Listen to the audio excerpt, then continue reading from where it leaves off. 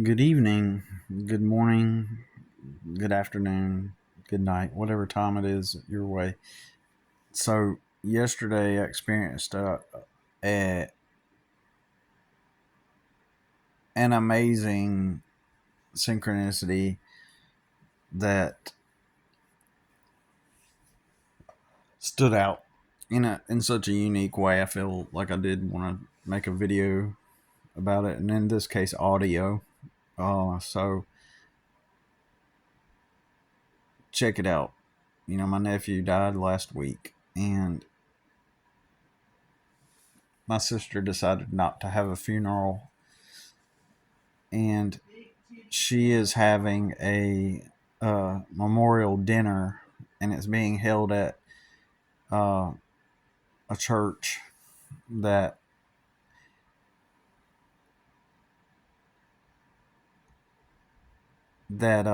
is ran by my other sister's mother-in-law and her husband. Basically, it's their church, and they have a small little dinner facility, and so um, my nephew was a big Spider-Man fan, and so my sister said to for everybody that comes to the memorial to wear red, and memorial dinner. And so I'm probably most likely 99.9% sure I'm not going, because you know I'm more than glad to be of help to my sister in whatever way I can. Um, However, I'm just gonna, if I do, just help her with anything or something. I'm just gonna be like the working hand behind the scenes, you know. Um,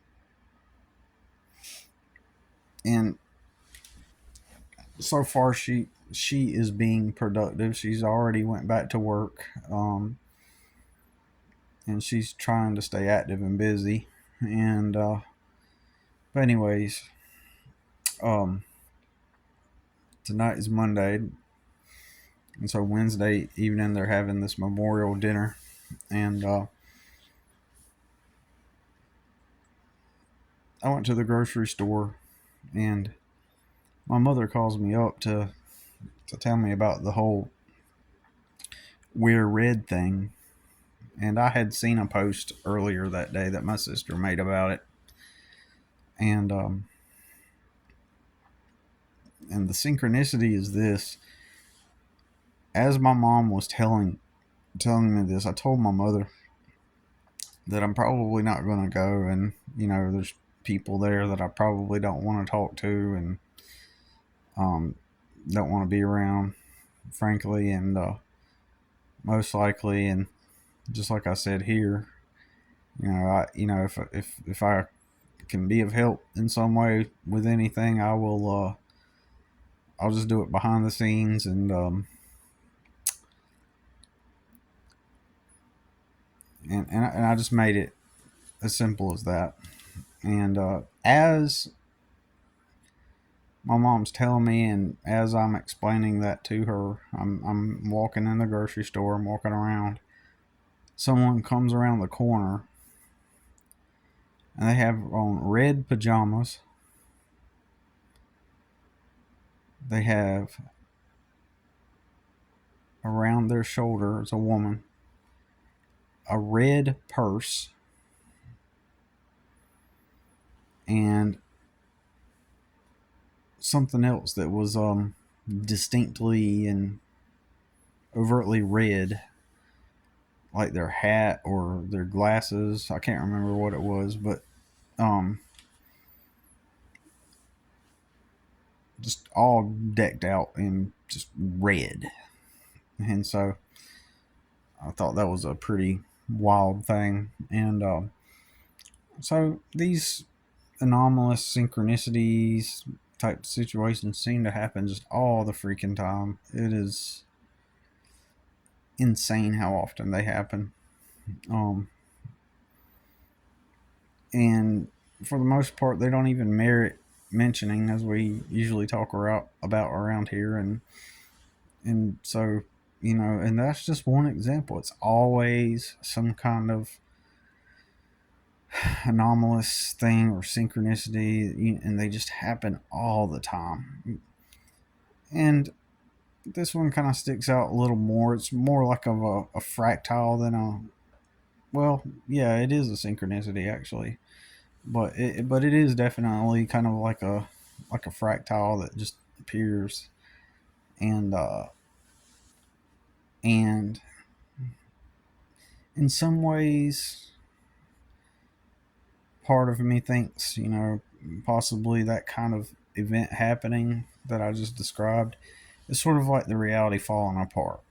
It's kind of like the reality is, it loses power, and when it loses power, it seems like it just can't keep the code in order. It can't keep its false presentation in order, and it just kind of has a little glitch. And you disturb it a little bit, and then it just does a little something funky. And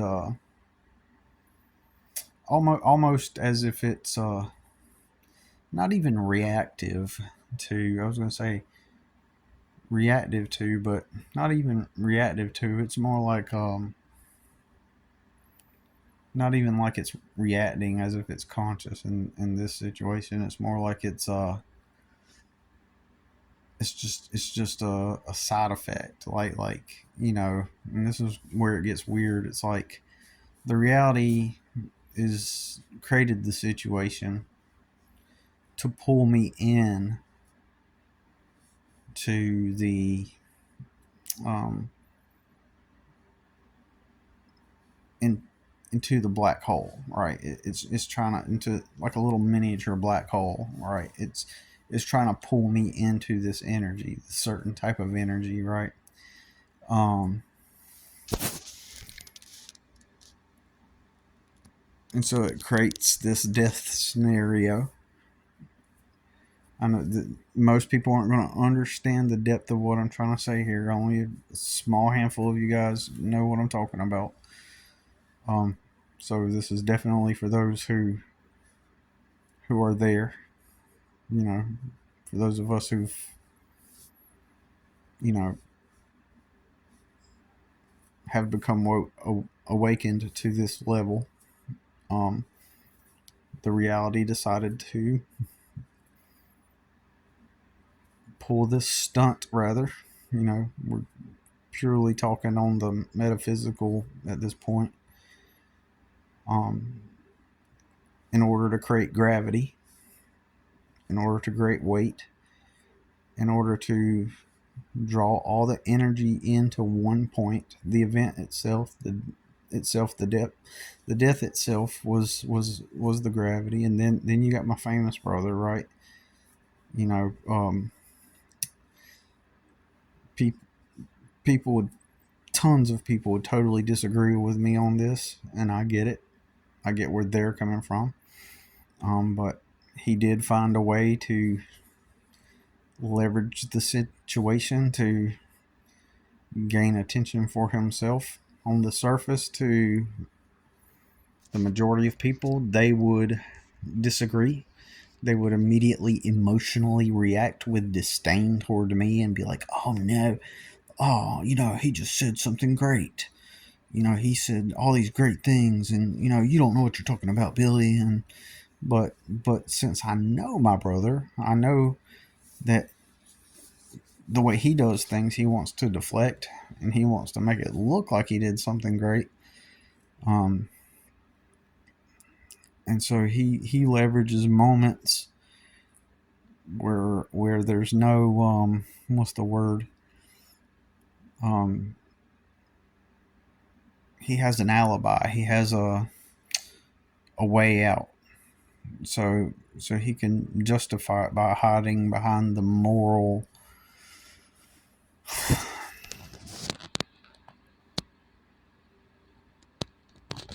Man, there's a certain term too, or terms that would better describe it, and they're on the tip of my tongue, but I can't explain it at the moment. But basically, he's able to take the occurrence of my nephew's death and then make a fundraiser. He generates the fundraiser for it, and so if I were to openly, which I have not done, other than right now, which nobody here, anyways, my point is he creates the fundraiser, and then everybody gives him the attention, and he gets the validation and the praise and the worship, but it's under the guise of being helpful to my sister and expressing his love and how much he cared so much for his nephew. And that's the way on the surface it all comes across, but it's a morally justified means to gain a bunch of attention. And so anybody that would talk negative about what he did would be deemed as, and labeled as how would you what would they be labeled as? They would be labeled as oh man, I don't even know a word to describe it right now, but like as if you're attacking him. He did something so great to help out, and so if you were to say anything about it, it'd be like, man, he's just trying to help his sister, you know. Um. So, but let's just get back into the metaphysics. Maybe I'll go over that in another video once I figure out better words. But let's just go into the metaphysical of it, though. So it's an event that pull in it and look. We're talking about 1.3 million people plus 100,000 people. We're talking about major pull of people's attention, enormous energy, just absorbing all of that energy, and all that energy is being condensed into this space all at once. All of my family are mourning the death, openly on social media for the most part. Even more than mom, even more than my sister, my nephew's mother, right? Everybody else is openly and outwardly on social media mourning the death more than. She's made some posts, don't get me wrong, but they are more openly mourning, and all this attention is being condensed into this one hub, one center force of gravity, right? And then the memorial is, I would assume that there will be social media posts made perhaps during and after the memorial as well. And that is potentially the pinnacle. That moment is potentially the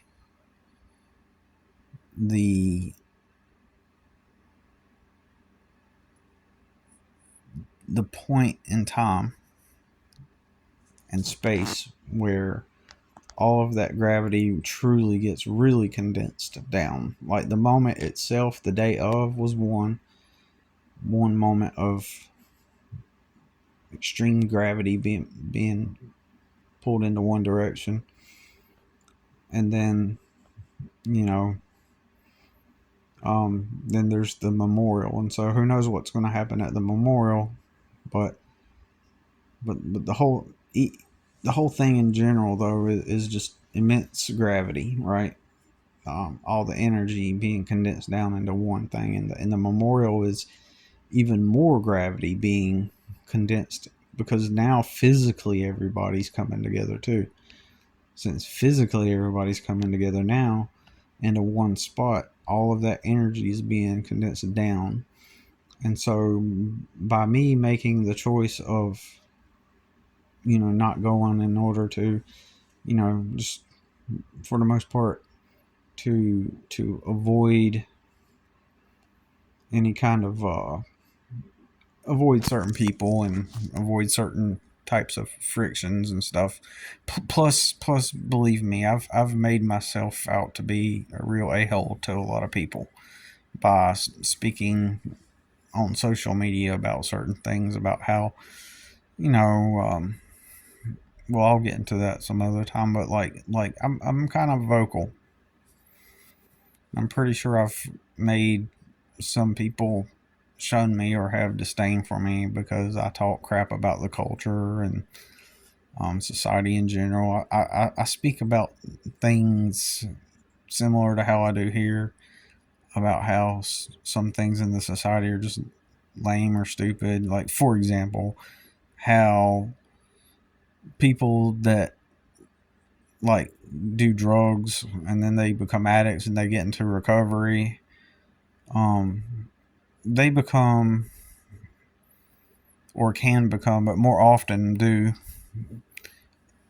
at least a lot of them, at least, um, almost like they become these like praised and worshipped just because they overcame drugs and turned their life around. So now they get to carry around this "I used to do drugs and now I'm clean" story, and then instead of people people just congratulating them and going about their way and living life, like instead of it being like that, and you can find this online everywhere. There's all these people that they take that and they turn it into their whole brand. Like, take Jelly Roll, for example. That's his whole entire brand is "I used to be a criminal and did drugs and dealt drugs and now I've changed and now I've..." And so then people start worshiping him and sending him millions of dollars. That's what sells. That's like one of the mainstream society's biggest narratives that they like to push. The whole "I used to do drugs." So the way it should be, here's the way it should happen. Somebody gets on drugs, they become an addict, they get off drugs, they get help, and then they assimilate into society as normal people. But they don't need to be worshipped. They don't need to be pedestalized. They just need to be just blend right back into the regular society like normal. Because by pedestalizing them and glorifying their stories, it just perpetuates it ultimately. So that's effectively what it actually does. And so um, in other words, people should get help. They should change their life around, but we shouldn't worship them after the fact. That just encourages more people to keep doing it, because there's a lot of people in the back of their minds, they know that once they're out on the other side, there's a potential of becoming worshipped, being handed everything. So I may be wrong about that, but anyways, so um so that's an example of, I forgot what I was talking about. I'm sleepy. It's late, and but anyways, energetically, um all the energy come Wednesday will be pulled in, in this dynamic into one spot. And if my famous brother goes to that memorial dinner, and even my sister, one of my other sisters, if she goes, and I know she's going, she has nearly she has over 800,000 people that follow her, and so her presence is a major pull, and all the energy is condensed down into that one spot in that one day, and I'm avoiding it, and it's almost like, by me vocally acknowledging that I'm avoiding it, all of a sudden the lady in red appears with red pajamas, red purse, red glasses. I think it was a red hat she had on, not glasses. I think it was a red hat. And her shoes were green, weirdly, but I mean, the whole lady was red. And just now I realized when I was saying that, like right before I said that, like the lady in red from The Matrix popped into my head. Isn't that a weird thing too? So she was